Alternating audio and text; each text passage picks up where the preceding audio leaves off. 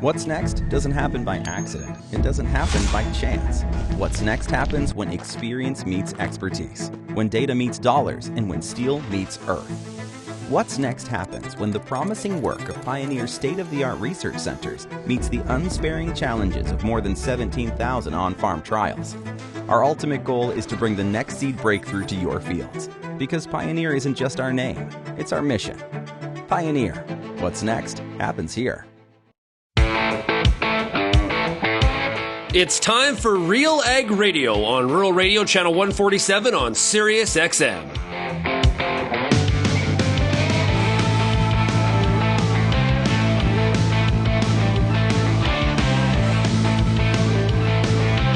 RealAg Radio and RealAgriculture.com is your home for insight and analysis of the issues that are impacting your farm business. Let's get real and get connected with RealAg Radio.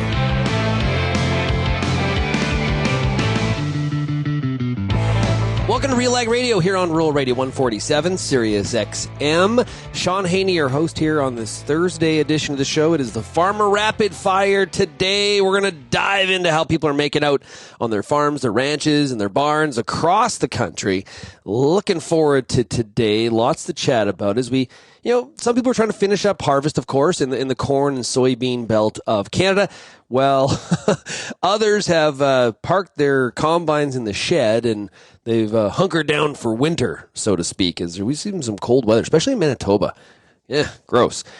Today's Farmer Rapid Fire, like always, is brought to you by Pioneer Seeds Canada. For more than 90 years, Pioneer has developed and tested products to meet your local challenges. With new Optimum Glide canola, Enlist E3 soybeans, to performing corn products and industry-leading traits and technologies to maximize your yield potential, Pioneer's on-the-ground teams can help you get the right products for your fields. Visit pioneer.com/Canada to learn more. And we're going to hear all about, speaking of Optimum Glide, we're going to hear about Agritechnica and talk about that a little bit at the back end of the show today. We do not have a Pioneer agronomist because we're kind of we're about to board the plane to head to Frankfurt for Agritechnica. We'll take the train up to Hanover tomorrow. Looking forward to being at Agritechnica. And of course, that is brought to you by Optimum Glide, a new trait in canola. Make sure you go to pioneer.com/Canada to find out more about Optimum Glide and the benefits that it has to offer your canola rotation. So I'm going to talk about Agritechnica later. Let's get into some of the list of the farmers. Right, we got to do that. Mark Torrey is from Woodville, Ontario. We got Stewart Skinner. He's in Perth County. And then we've got Adam Gurr, who's in Rapid City, Manitoba, not Rapid City, South Dakota, Rapid City, Manitoba. And then we'll also talk to Mike Beckie, who's in Davidson, Saskatchewan. If you have any feedback on today's show, you can send me an email, shaney@realagriculture.com. Of course, we're Real Agriculture across all the different social media platforms. You can also call the RealAg feedback line, 855-776-6147. On this show, we talk a lot about some of the challenges that farmers are up against.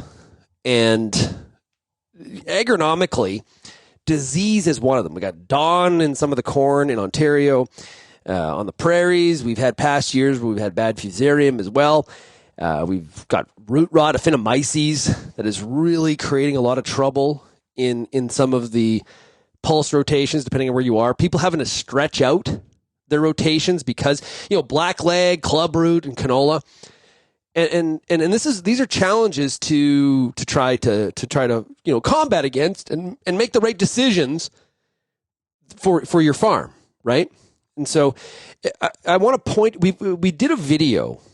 Now this was working with some of the pathologists at NDSU and did a project with them and some of their funders, working on some of the impact and the challenges that aphanomyces is creating in Montana and North Dakota. And very similar to Saskatchewan. There's a border there, but diseases like aphanomyces don't know a border. This is not just a Saskatchewan pest and or disease and problem. This is one that's also impacting the lentil and pea areas of Montana and North Dakota. And those videos are up. The first video we did is up on RealAgriculture.com. You can also find it on our YouTube channel. Encourage you to check that out. If you're farming in Montana or North Dakota, or if you are also in Western Canada, there is some drone footage of a field that we shot that was impacted by Aphanomyces, okay, in a lentil field around Plentywood, Montana, and the drone footage visually captures the impact that this disease can have on a stand of pulses. So encourage you to check that out. Lots of people commenting on it, on the video, and would like your feedback on it as well. So I just want to point that out to you. Okay, let's take a break. When we come back, we'll get started with the Farmer Rapid Fire. You're listening to RealAg Radio, brought to you today by Pioneer Seeds Canada. What's next for your fields?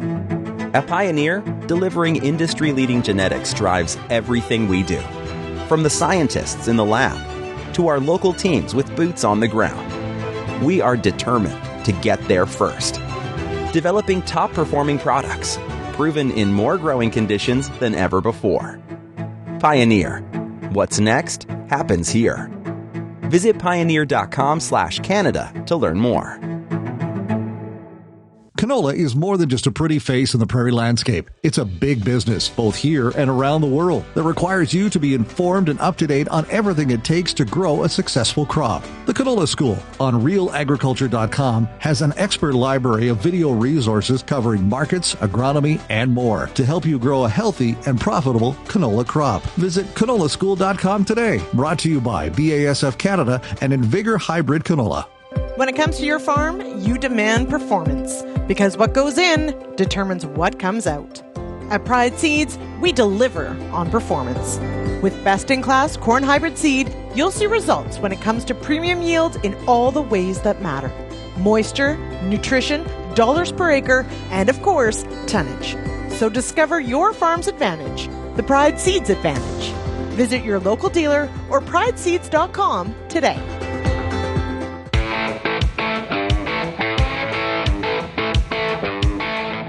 And we start off this week's Farmer Rapid Fire, brought to you by Pioneer Seeds Canada. We're in Woodville, Ontario. We're talking to Mark Torrey. Hey, Mark, how's it going?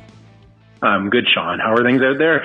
Oh, fairly good, decent. Winter is it's kind of here. Yeah, it's here, depending on where you are, for sure. But we need winter to sort of stay away where you are because people got corn harvest to finish. How are things progressing there? Yeah, I'm waiting for mine to come off. Mine's mature, but there's no doubt we're still dealing with some high moisture out there. So I think last time we checked it, probably 2 weeks ago, I think we were still probably pushing 30% moisture. So there's a lot of carbon tax involved with getting that to market. So hoping things will dry down, but I'm ready for it to come off any day now and get this year over with. But I'm optimistic. I mean, we had a phenomenal amount of moisture this summer, as you've heard, and the corn was loving it. So I've got good hopes for what we're going to see for yield there. Are you at all concerned about some of the dawn levels, or is your area not one of the risk areas?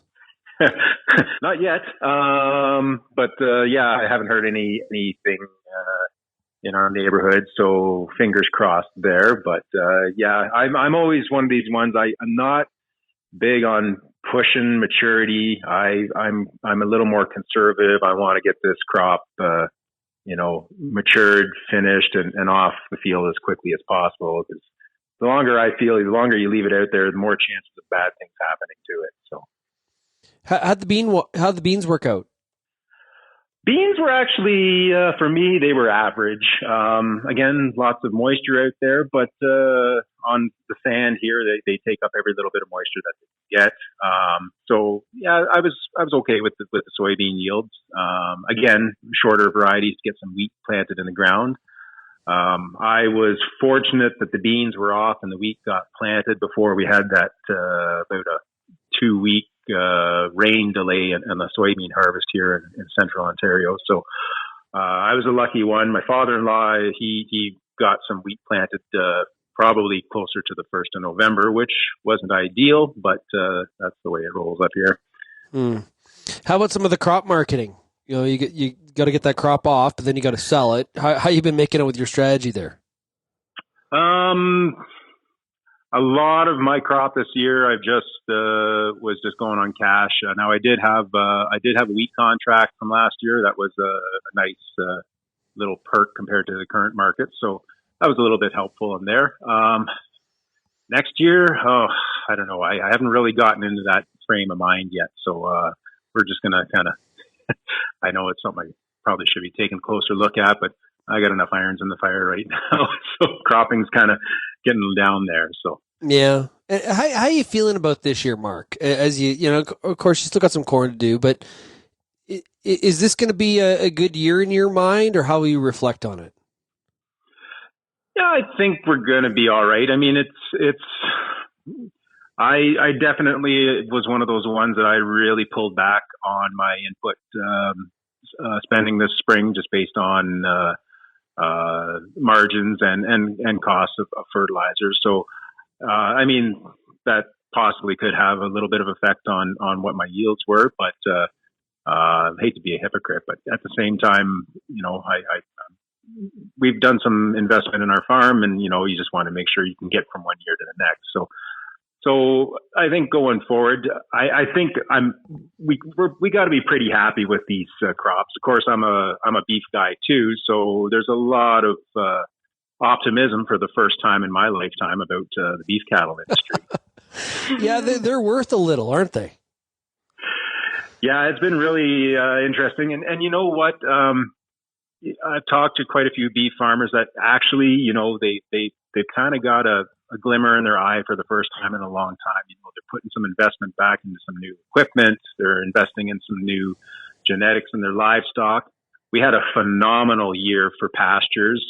There's still, here we are, November, what's today, the 6th, and there's still cattle out on pasture, eating some grass out of the corners. I think parts of Ontario, we probably got a 2-year supply of hay here stored up. So, I think this was kind of finally a year where a lot of things came together for the cow-calf guys in the province. It's long overdue.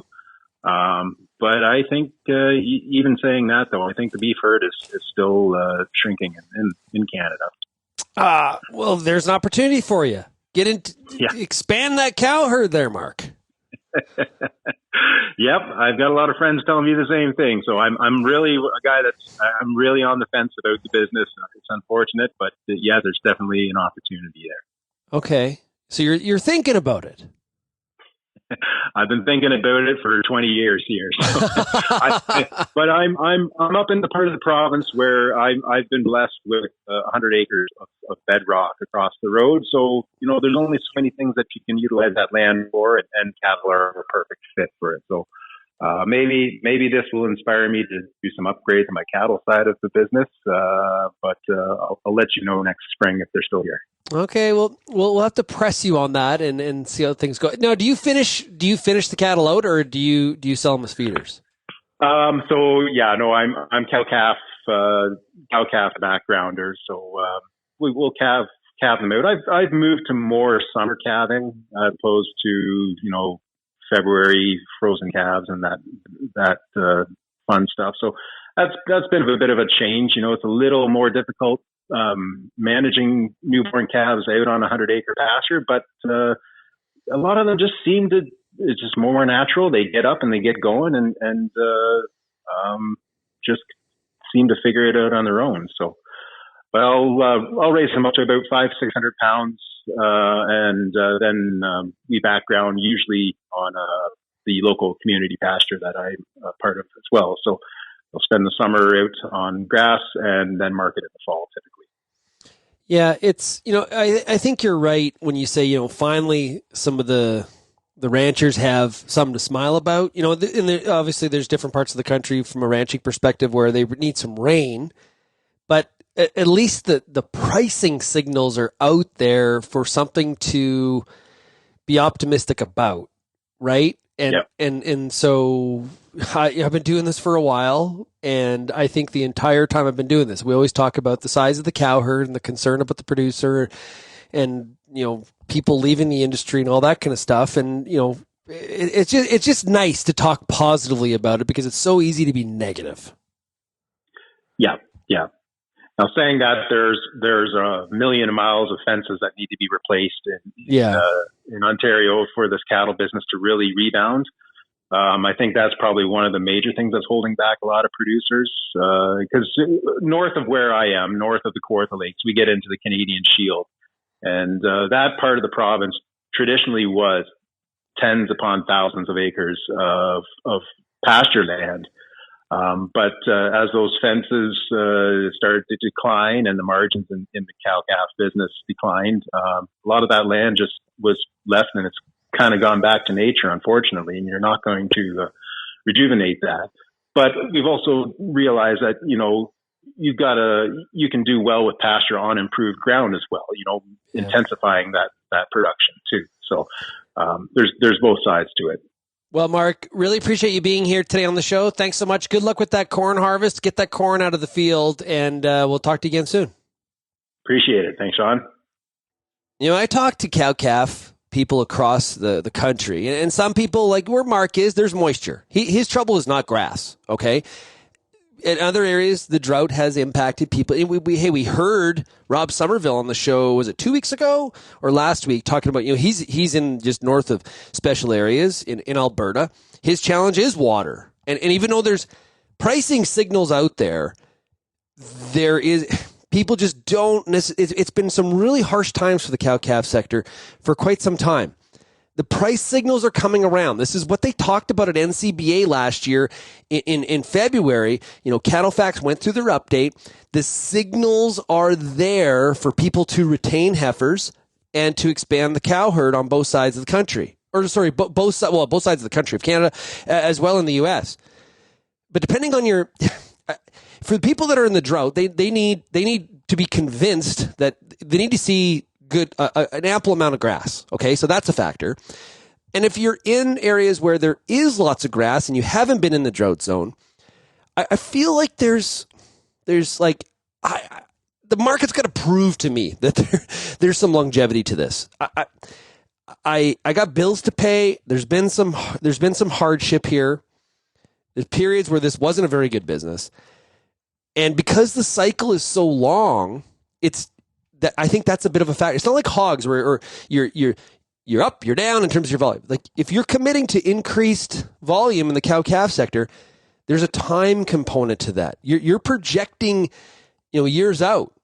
So that's something I want to dive into at the Canadian Farmer Sentiment Index and look at how, for the cow-calf people, how their outlook on the next 5 years and their current and future farm. We should break that out here in the coming weeks and talk more about that.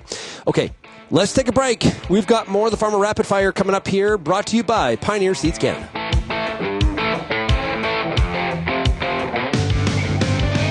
If I asked you, what's the most important tool on your farm? You'd probably think of tractors, trucks, and implements first. But it's actually something much bigger than that. Your soil is the most important equipment you own. The real question is, are you doing enough to keep it running at peak performance? Nutrien Smart Nutrition MAP plus MST is engineered with patented micronized sulfur technology to refuel your soil for maximum yields. Learn how to tune up your soil at smartnutritionmst.com. Before you get back in the field this year, spend some time with the Corn School on RealAgriculture.com. Get all the information you need on hybrid selection, planting depth, crop inputs, and more from a wide range of industry experts. A massive library of video content is available on demand when you need it most. Spend your time outside of the field, inside the classroom, with the Corn School on RealAgriculture.com. Whether you're a rookie soybean grower or a seasoned vet, the Soybean School on RealAgriculture.com has exactly what you need to stay in the game. The latest research and the best agronomic advice from industry experts, along with local and global market coverage on demand, anywhere, anytime. Make this growing season your best growing season with the Soybean School on RealAgriculture.com.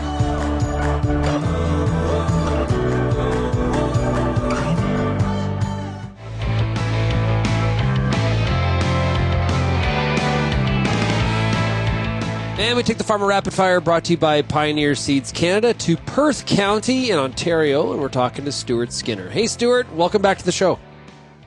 Thanks for having me on. Yeah, okay, so what's happened on the farm this week? Well, right now I'm just waiting for some of my very own Pioneer seed. Once was seed, and now is a lovely field of corn, waiting for it to dry down so I can go and combine it. That's what I'm doing. Yeah, nice. It's kind of a patient game, I guess, this year, isn't it? Well, it's been raining here a lot.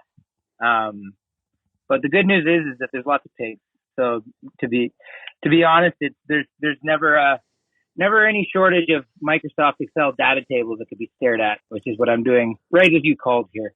Okay, well, I want to get into some of what you're looking at there on your spreadsheet, but first, as a pork producer, some of the dawn issues that people have been talking about on this year's corn crop in Ontario, how concerning does that have you as somebody that would buy it and feed it out?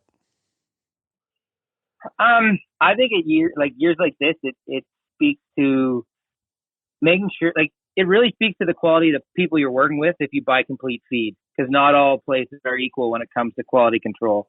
Generally, if there's a place that the local farmers get cranky about shipping to, that's the place I like buying feed from. So yeah, it's one of those tough situations, right? Especially with pigs. Like, there's certain toxins in that corn that, whether it's a female sow or like a really young piglet, they can be really sensitive to it. Whereas there's other livestock that have more tolerance for certain toxins anyways. Yeah, I was just going to ask you about that. My understanding is that is hogs are more sensitive to some of the toxins than say a beef animal. Big time. Yeah. It can really impact growth rates, and different toxins do different things to different points of the pig chain. But it can really lower your growth rate in your growing pigs, and then it can cause some severe issues with sows if you have if it's bad enough. Okay. So you said you're banging out some spreadsheet work. What are you analyzing today? Well, it's kind of funny. It's just really hammering home how much corn every single pig eats. Each one of them has an immense capacity to eat feed.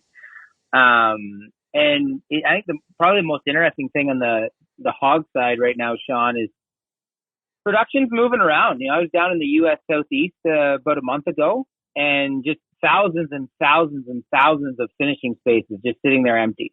The result of some larger entities closing down production systems, and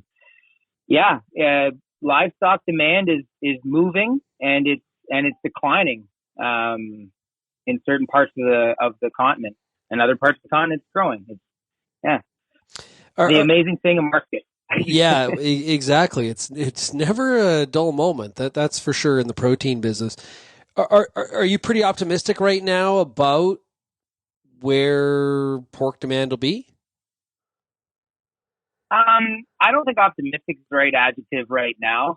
I think that I'm hopeful that the people we're working with, we can, navigate through what is a relatively challenging period of time. I think there's going to be some more consolidation here over the next coming months. We do some work with some different farms in different parts of the U.S. and there's been another rash of independents leave, especially in the eastern Midwest.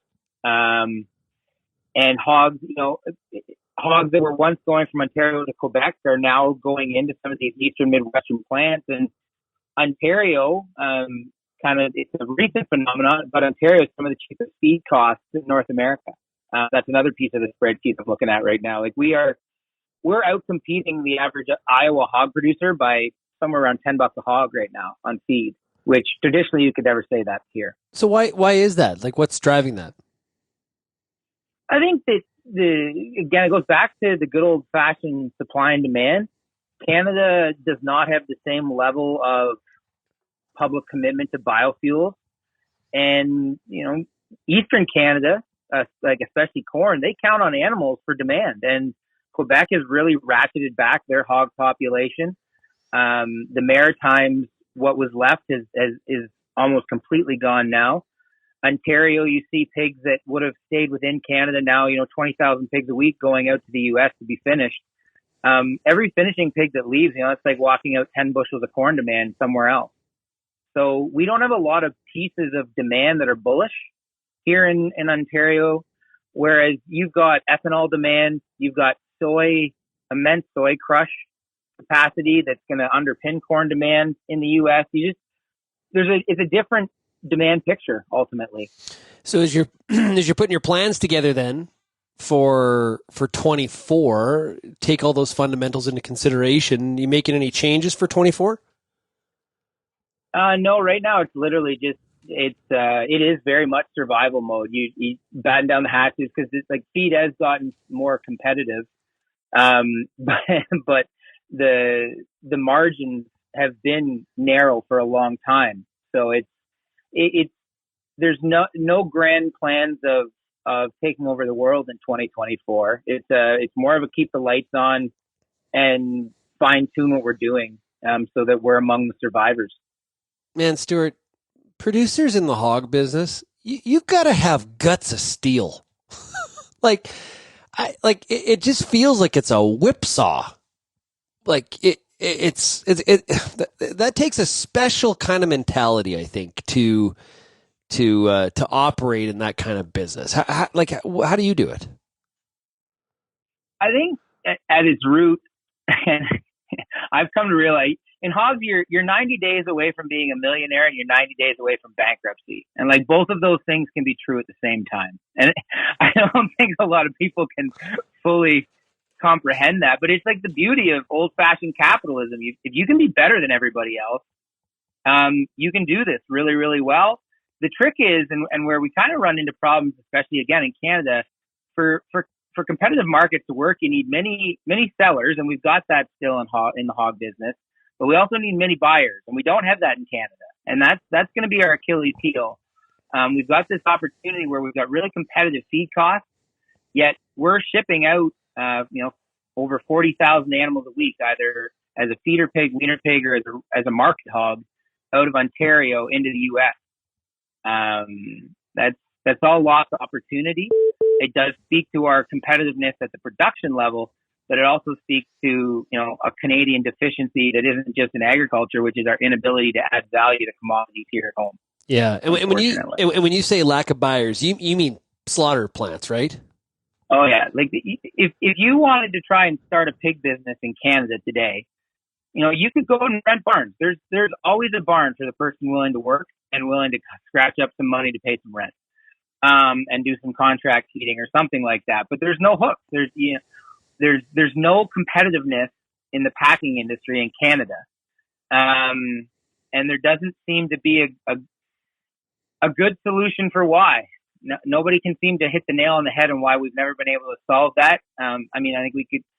Ole Mill is a great case study where we gave all kinds of public funds for them to buy up competition in the name of economy of scale. And then here we are where they've had to close a plant and are closing more. And yeah, we need more competition, not consolidation, if we really wanted to tap into what this industry could be. And that's probably that's now you're almost getting me cynical here on Rapid Fire. No, I need to get thinking about my corn again. Well, just trying to understand it. I was just thinking about the importance of a trade deal like the USMCA or CUSMA, where we do have the ability to ship those animals south as an outlet. Like I couldn't imagine if there was a bit of a artificial barrier there.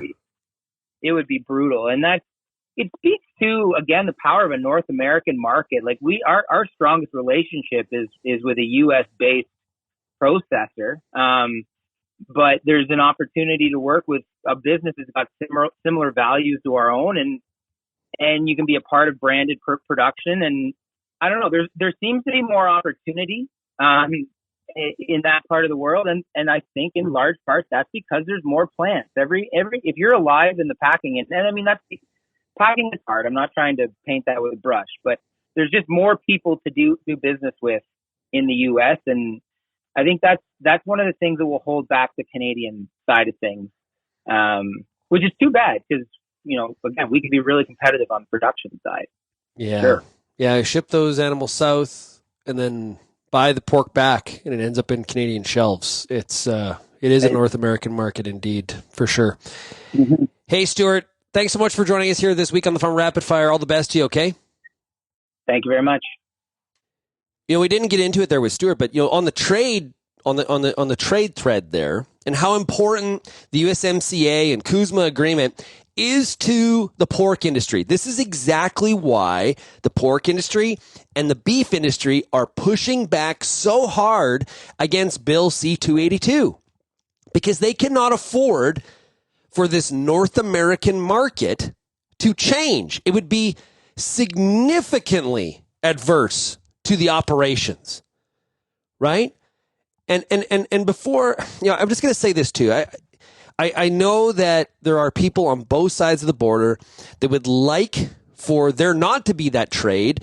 And why aren't people buying, why aren't we thinking more domestically inside our own borders, as if that's some sort of lack of support for producers? But in the example that Stewart just gave us, right? In the example he just gave, he's basically saying he's shipping those hogs to the U.S. They're finished, they're slaughtered in the U.S. Maybe they're finished in some other cases with some other operations. And then Canada's buying that pork back to put in the grocery store. That seems like a win-win. How about this? Ann Wasco, Beef Market Update, and she'll be on the show tomorrow. Look at the amount of feeder cattle that Canada has been buying from the U.S. That's good for business, for the Montana and rancher in the PNW and beyond. So, yeah, I think that this is why there is so much pushback against 282. And I know that for the supply management industry, you've got an argument as well. But just this is explaining why there is pushback. Okay, let's take a break. And when we come back, we're going to jump into Manitoba for the Farmer Rapid Fire, brought to you by Pioneer Seeds Canada.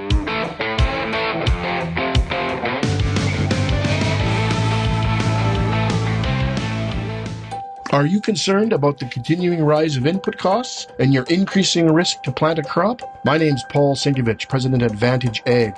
We believe that the days of placing all of your fertilizer needs at seeding time and hoping for a crop are behind us. Join us at Agritechnica in Red Deer, November 9th, as we are hosting an information meeting to showcase how our new nano-liquid fertilizer technology will reduce your risk. Call 778-919-3370 to reserve your seat today. As you look ahead to the next growing season, there's a lot to consider when it comes to your crop. You need every possible advantage available to you. The Pulse School on RealAgriculture.com has everything you need to make the best choice for you and your farm. On-demand videos with leading industry experts, available anywhere, anytime. Go into the season confident and ready with the Pulse School on RealAgriculture.com.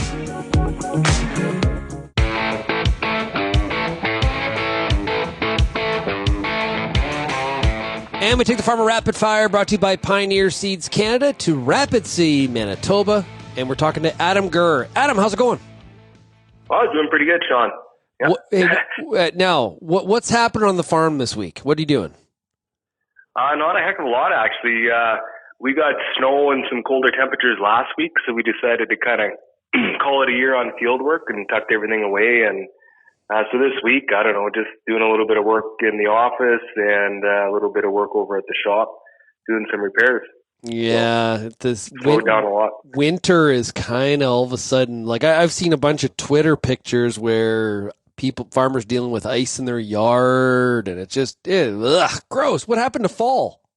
Yeah, I don't know. Yeah, it just turned on a dime here. We were beautiful temperatures, and then all of a sudden winter when we got our first snow. So yeah, did you get all the fall work done you wanted to get done? Yeah, I think so. I don't know that it's ever completely done, especially when you get talking about drainage. But yeah, I think we did some good work this fall, so we're ready for spring. Do you put down anhydrous in the fall, or do you do all your No, okay. No, we're one pass. Like we've been one pass for almost 20 years now. So yeah, we don't have to do that. So that freed up a lot of time, no question. What kind of rig are you pulling in the spring? We have a Seed Hawk, so a water stud Seed Hawk.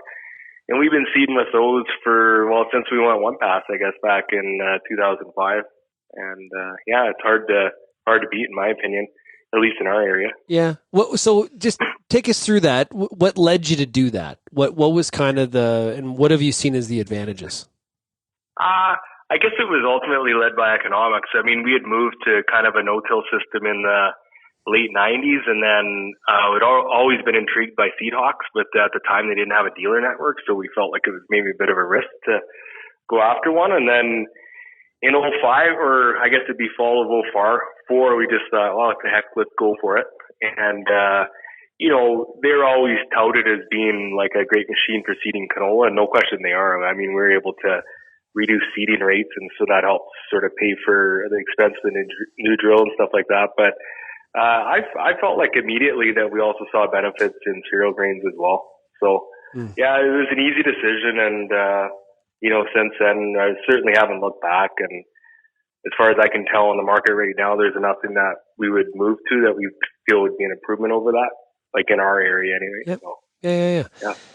So I guess how will you look back on 23 now that you kind of put some of the equipment away and we got some snow flying, you spend some time in the office, kind of probably crunching some of the numbers and reflecting. How do you look back on 23? Oh, it's a really good year for us. We had, we started out with decent moisture reserves. Seeding went really well. We got it all in a timely fashion. And aside from some challenges with flea beetles early season in canola, it was, it was dry in May, which it doesn't bother me for seeding. And then we had some real good rains in June, and then cooled off in July. So we ended up with some really, really good wheat yields, some of the best we've ever had. And same goes for canola. And then even soybeans, in spite of the fact that we went nearly a month without any rain, I was surprised with the yields on some of the fields anyway. And even soybeans overall would be one of our best average soybean crops. So it was an exciting year. Well, that's great. That's awesome. Yeah. Good for you. Congratulations on that. So have you started to work on the plan for 24 then at all? Yeah, we're sort of piecing that together. I think it'll be much the same as this year. We stick to a pretty typical rotation, wheat, canola, and then beans. And historically, we've been either dry beans or soybeans. But I know last year we went all soybeans, and I was happy we did that in the end. It's certainly dry beans were kind of on the fringe area for that, so the economics aren't as compelling for us. And certainly with soybean prices where they're at, we'll probably be sticking with them. Okay. Aside from that, it's probably just more of the same. So at this time of the year, are you trying to get all those, the varieties and the hybrids that you want to plant? Are you doing that selection now, or do you kind of wait till later?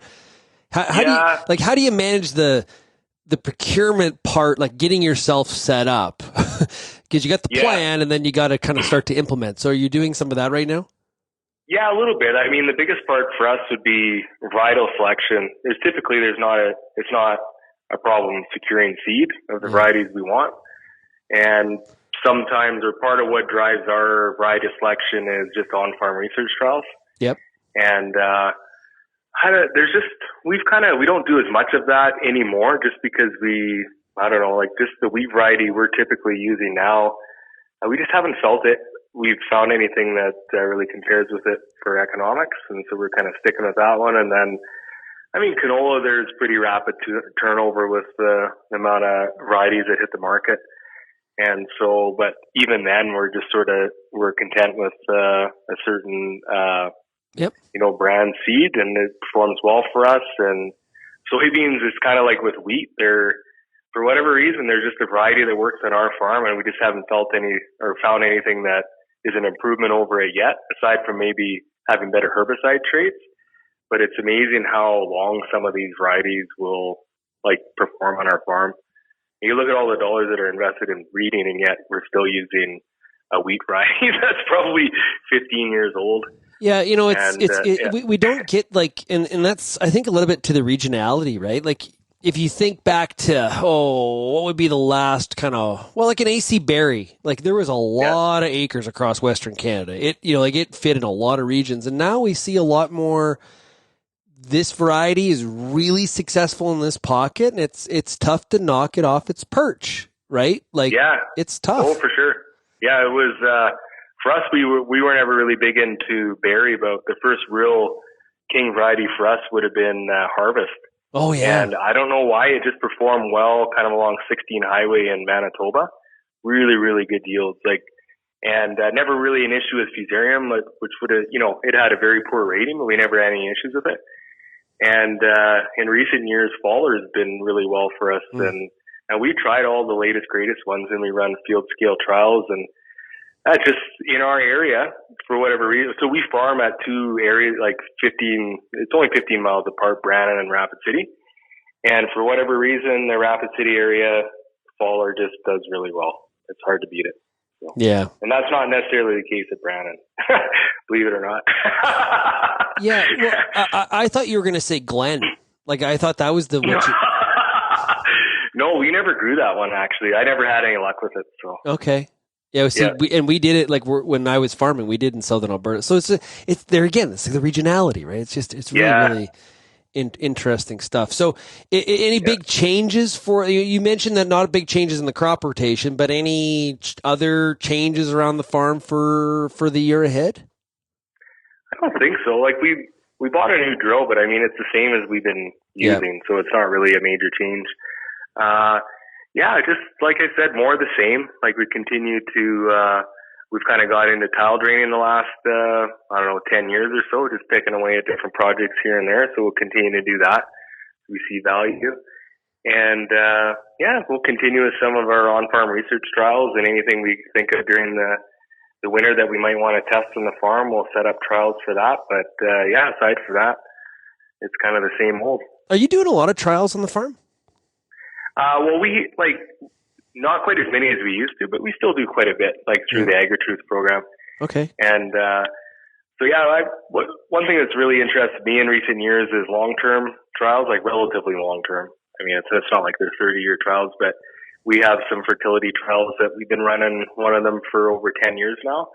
And I just find that stuff interesting and just seeing the results over time to those sorts of things. Sometimes it takes years for meaningful differences to show up.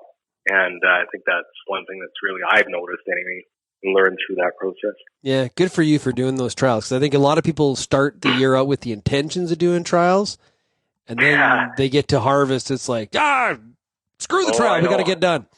Yeah, I know all about that. Yeah, depending on the season, it can be a challenge. But no, usually there's value in it. Otherwise, we wouldn't be doing it. So absolutely. Well, hey, Adam, thanks for joining us here today. Really do appreciate it. And have yourself a great bunch of winter months here, okay? Yeah, you bet, Shaun. Take care, buddy. Before we board this plane here in a few hours to go to Germany for Agritechnica, we got to complete the Farmer Rapid Fire. And when we come back, we're going to find out what's going on in Davidson, Saskatchewan. You're listening to RealAg Radio, brought to you by Pioneer Seeds Canada.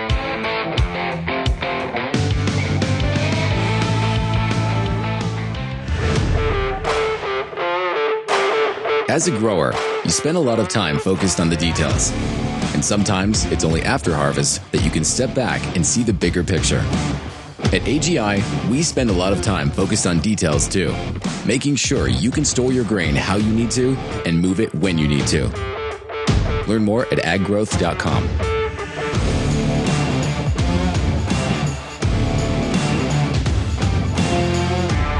Peter Johnson at WheatPete, RealAgriculture.com. I'm the host of The Word, and I love doing The Word. I love the questions. I love the challenges. I love having to apply agronomics to all over the globe and areas outside of my normal jurisdiction. Also, I love the feedback the most, where growers challenge me, tell me about their plot results, help me to learn. The Word, absolutely the best part of my day.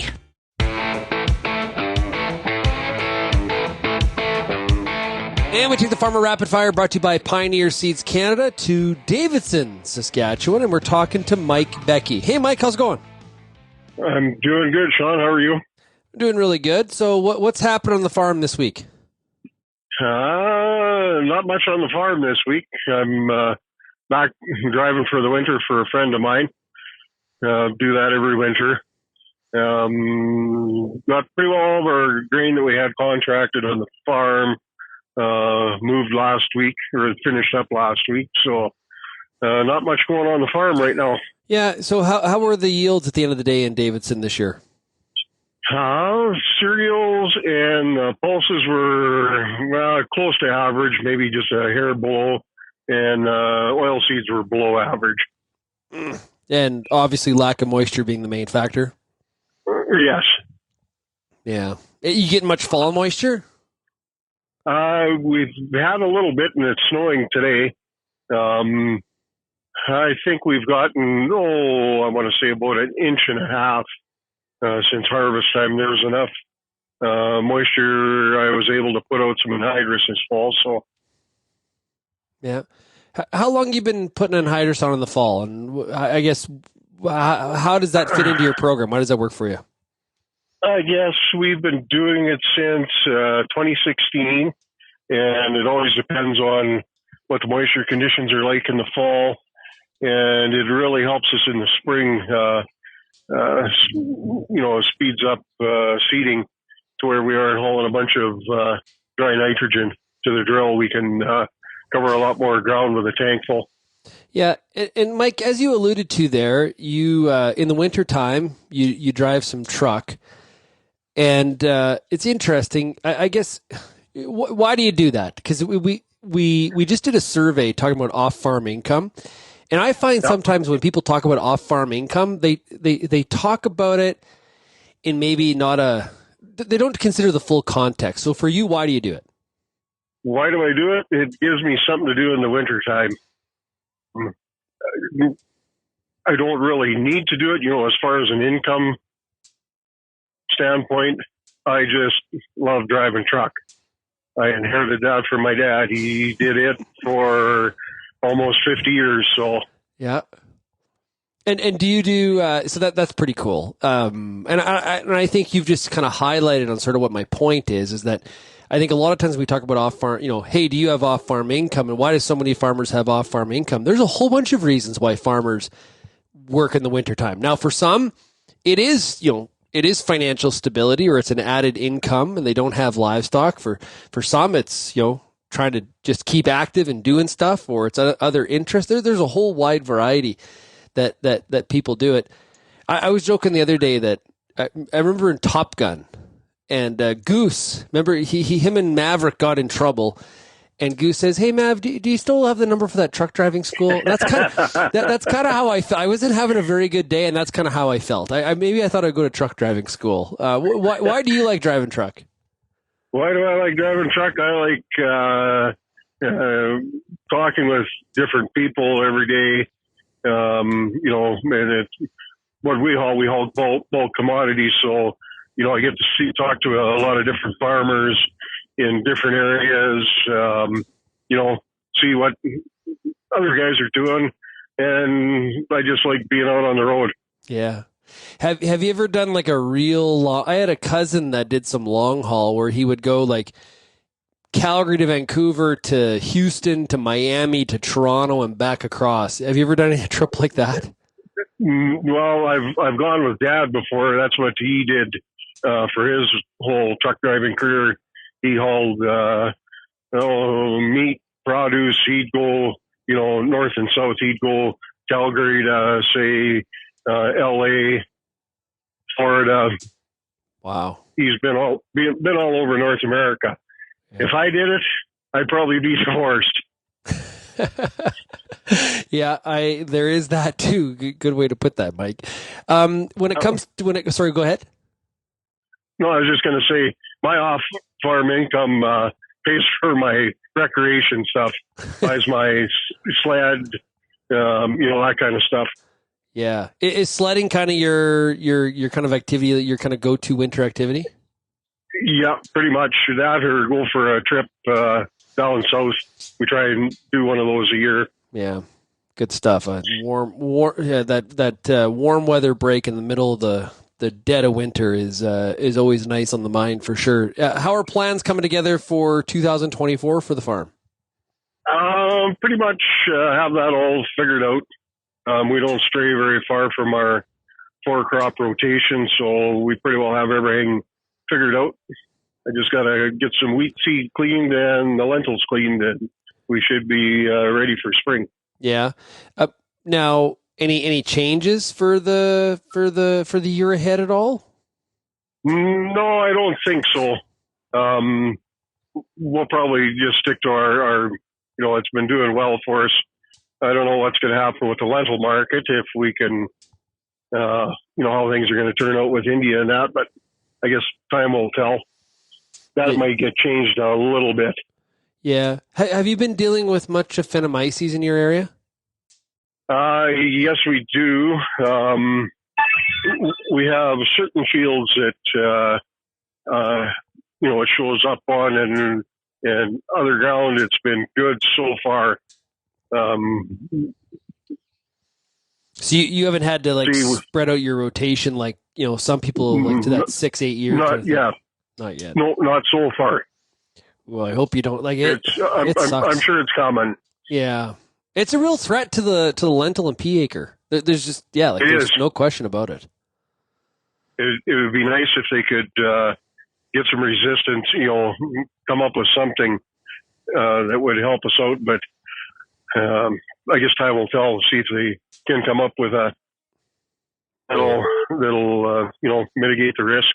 Yeah, I was talking to, it was a couple weeks ago. Oh, I know, farmer from Blaine Lake, Mike Shuchuk. He was on the show here, and we were joking about if there was ever a lentil variety that was tolerant to Aphanomyces or resistant, or wherever you want to put that. There wouldn't be that thing would sell like hotcakes. You would not have it. Oh my goodness, everybody would want that thing. Oh, for sure. Yeah. Hopefully we both, you and I, see it in our careers. Well, I hope so. Yeah, me too. Well, hey, Mike, thanks so much. I really appreciate it. I know you're out driving truck and delivering some grain, so I'll let you get back at it and enjoy some of those long lines. You betcha. Thanks, Shaun. Lots of great fun today on the Farmer Rapid Fire, brought to you by Pioneer Seeds Canada. Thank all the farmers for taking the time and squeezing us in to have these conversations. Next week, we'll be at Agritechnica. We're leaving here, but I'm about to board, okay? So this is right in the moment. Our coverage of Agritechnica is brought to you by Optimum Gly, new canola trait technology from Corteva Agriscience. And we're going to be at the show Sunday morning. We're locked and loaded, ready to go. So pay attention to our Twitter feed, on Instagram. We'll be posting videos from the show. You don't got to wait till we get back. We'll be posting from the show. Really, really looking forward to it. I think some of the things that I am on the lookout for, and I think what we're going to see, and there's probably way more, huge in terms of weed killing, weed removal, big time focus on see and spray, the technology, and instead of spraying over a broad acre, spraying more intensely on identifying and actually spraying the weeds. And some of this technology, we already know about it, but I think we're going to see massive leaps forward from when the last Agritechnica in 2019. Electrification, of course, not just from a power unit standpoint, but I think we're going to see a whole bunch of ways electricity is used. Of course, robotics and autonomy. We heard about labor shortages in the industry earlier this week from CARC. Peggy Breckfield was on the show, so of course that's a factor. And AI, and I'm talking real AI, not hey, because what you see sometimes is people trying to appear that they're on the leading edge, and then they try to justify a spreadsheet as somehow artificial intelligence.